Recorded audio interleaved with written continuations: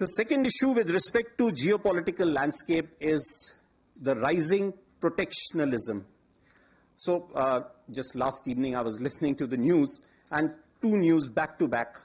One with respect to the iPhone manufacturing sort of coming down to India, and how China is now trying to ensure that whosoever were experts in that are not made available to India, so as to stymie our progress.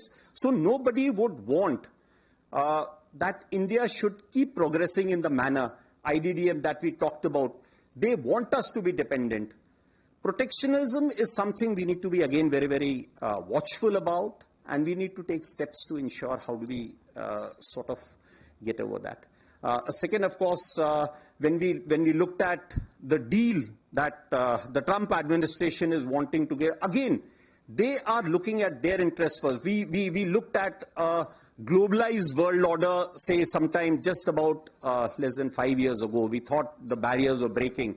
But come Brexit, and thereafter things have actually changed. Now there is a lot of protectionism which is going on. The third issue that, as far as the geopolitical landscape is concerned, is the increasing use of war as an instrument of state policy.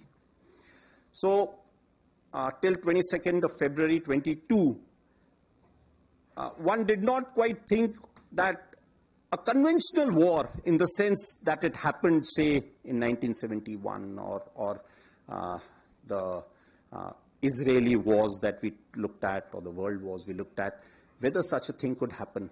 And now it's all happening. So you have the strong leaders who do not hesitate in using force as an instrument of state policy. So the chances have increased manifold. So what is the bottom line as far as the geopolitical landscape is concerned for the industry and for us?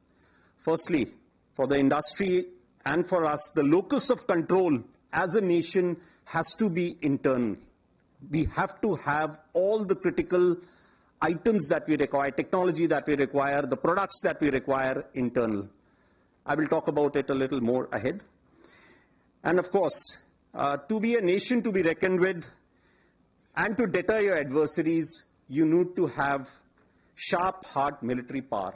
Without that, it's all, a fantasy that you'll be able to stand up to yourself. Let me now briefly touch upon the second issue that I was mentioning in the morning, was the changing character of warfare. The nature of warfare has not changed. It has a political dimension. It is about violence. It's about imposing your will onto the other one. But the character, as we are seeing, is changing. We talked about use of autonomous weapon systems, quantum computing, space. Your OODA loop is actually shortening. Things that we could actually, were in the realm of fantasy a few years ago, we thought it was only like a video game which would be there, is actually playing out. Things like spiderweb, the way the operation was prosecuted, the amount of technology that was used, the amount of civil industry minds that were used, and whole of nation approach. So those things were sort of unheard of a few, I would say, years ago, and it is all happening now. There is an added importance to kinetic non-contact and long-range precision. There is added sort of importance that is playing out in the battlefield, non-contact, non-kinetic. That is your cyber operations, information warfare, that they are equally important going ahead. And this is, if I was to say, it's the 5th generation sort of warfare which is there.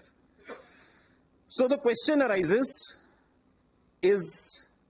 are the future wars going to be 5th generation type of wars that will be fought?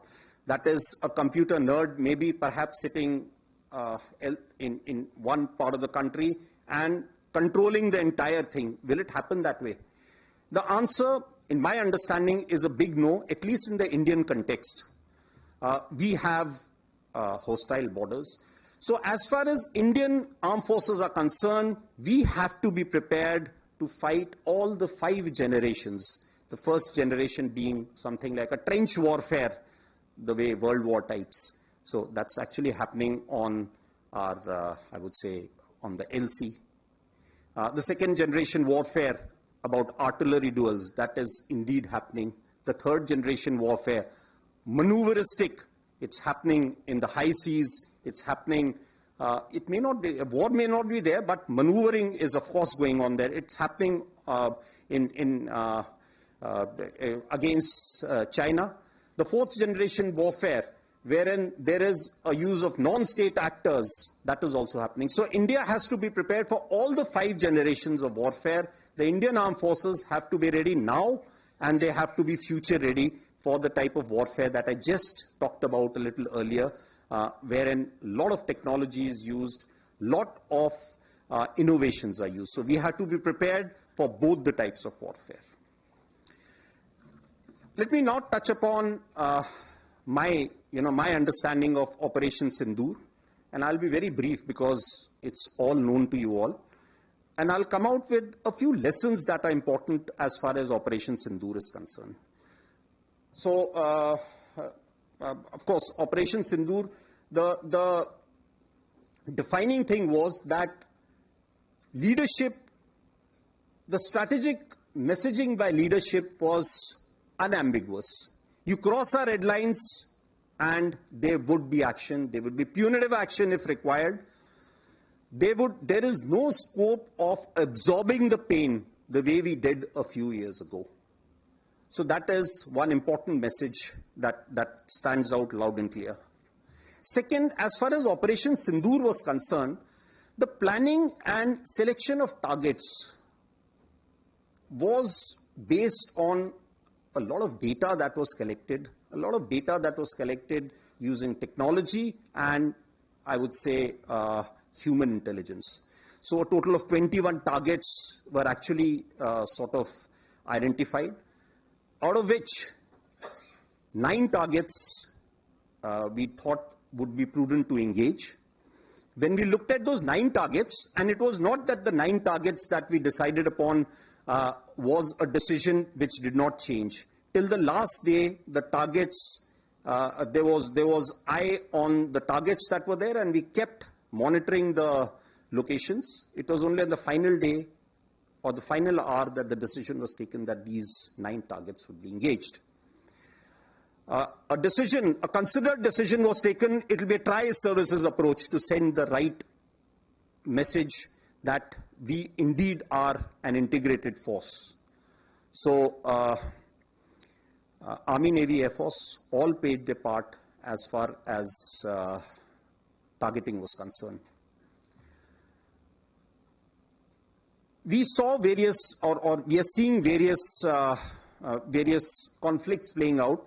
So an important consideration was that we should always be on top of the escalation ladder. When we reach a political military objective, we should try and put a stop to it. So a lot of naysayers say, why did we stop now? So war is easy to initiate, but it's very difficult to control. So I would say that was a very masterly stroke that was played to stop the war at an appropriate time.